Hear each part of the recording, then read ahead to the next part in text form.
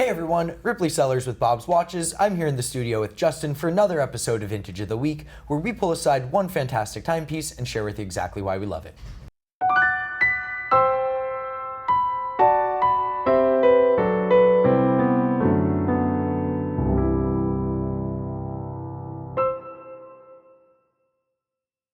Justin, got a cool one today. We have, probably my favorite vintage Submariner, so I'm excited to get into it. But before we do, let's do a wrist check.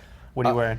Speedmaster. I feel like I've been wearing this one a lot lately. Got it on that Forstner astronaut band. What about yourself? I'm a little bit on vintage vibe and a little bit different today. Vintage Oyster Perpetual. The Zephyr. Yeah, exactly. It's got the Zephyr. It's just really different, and I feel like these don't really get a lot of love. I mean, they definitely don't get a lot of love compared to the sport models, so I think they're often overlooked. But you know, it's got the different hands and the Zephyr bezel, and I think it's kind of a sleeper, kind of a cool watch. Yeah, the Rolex Zephyrs are just so interesting. They've got that kind of weird sort of sector dial thing with the crosshairs, and then the hour markers are on the bezel. Really looks different than any other kind of vintage OP, but also super unique and very much grounded in the vintage era. Yeah, totally. You want to get into this one? Yeah, so we're talking about Rolex Submariner 1680, right? And we're talking about the red line. First sub with a date, came out in late 60s and stayed up in production all the way pretty much till the end of the 70s, but it introduced the concept of a date display on the Submariner. Right. Up until this point, it was a time-only watch. You don't really need the date, when it's when you're diving. No real scuba dives lasting too much longer than a couple hours. Right. So realistically, it was entirely extraneous. But by this point in the late 60s, the sub's kind of more of a lifestyle item. People are wearing this is where it was kind of coming to. It's not strictly a tool watch. I mean, it is a dive watch, but you're wearing it day to day as well, and that's where the date complication kind of brings its value.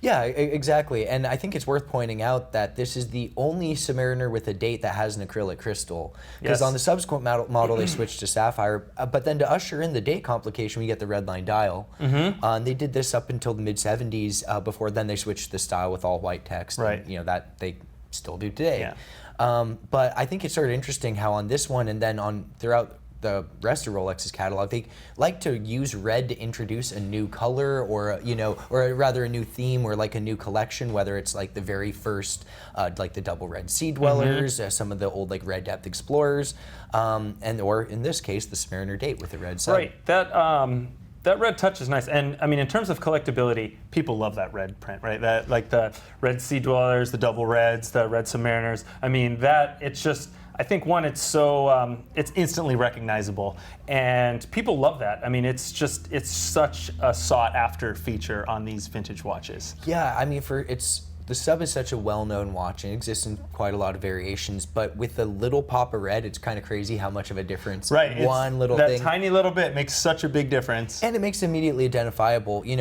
From fully across the room, you might not necessarily be able to tell dial variation, crystal material, but you see a little splash of red, it's, he's got a 1680. Yeah, you know exactly one at that. Exactly what it is. Yeah, and red is kind of, I mean, like you said, Rolexes use it when they're introducing something, and it's kind of their, their little go-to signature, not set in stone, but I mean, you see the red on the Daytona, you see it on the Milgauss, the Submariner and Sea Dweller, of course, and I like that. To me, it's kind of cool. It's a little bit of, a little uniqueness to them without being super, out of the box or, anything crazy. It's just like a little subtle hint of red, and I think it's a nice touch. And on all the watches, I think it looks great, but especially on these, I think with that, just the black and white and stainless, and then you just have that little bit of red on the dial. It just stands out, and it looks great.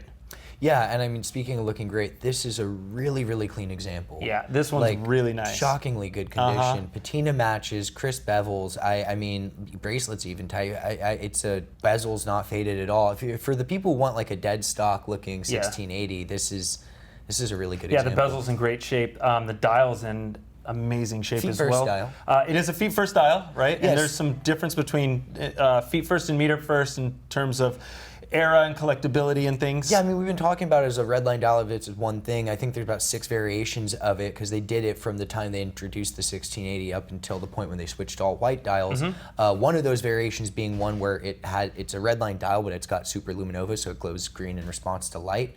But like most Rolex dials that had the depth ratings on them, they started with the meters designation first, and then later switched over to the feet first. So this is on the later side. And this example being from 1972, that's completely consistent. Makes sense, yeah, a few years later they made the switch. But I mean, really, really great shape. Old subs come in all sorts of different conditions. Right. Some of these were rode hard and put away wet, or not put away at all. And Sure. you see them, and sometimes that looks really great. I always say I like my vintage watches to look vintage, Sure. but it's equally amazing when you find something that has been around for decades and it's barely. This is in better condition than my sub. Yeah. So, yeah. And there's, like you said, there's something to be said for that. And I'm in the boat with you where I like some history and I like some character on the watch, on my vintage watch.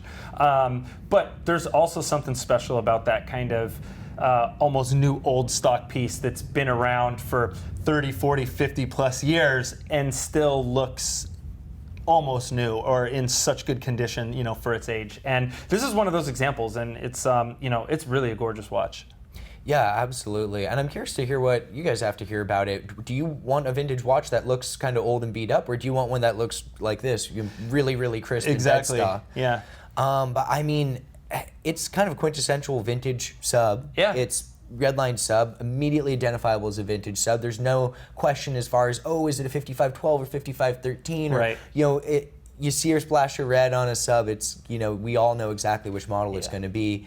And I'd have a hard time thinking of a better example that I've seen recently of like a red sub than this one. Yeah, I definitely have it. And I really love the crisp, 1680. yeah. The 1680s, my favorite vintage Submariner. And I mean, part of that reason is just outside of this exact watch, there's so many variations of that, right? There's the all white, we got the red, and there's just so many cool versions of the 1680. And like you said, with the history, it's the first Submariner to include the date. And I mean, if I'm buying a vintage sub, I'm looking real hard at this one, that's for sure.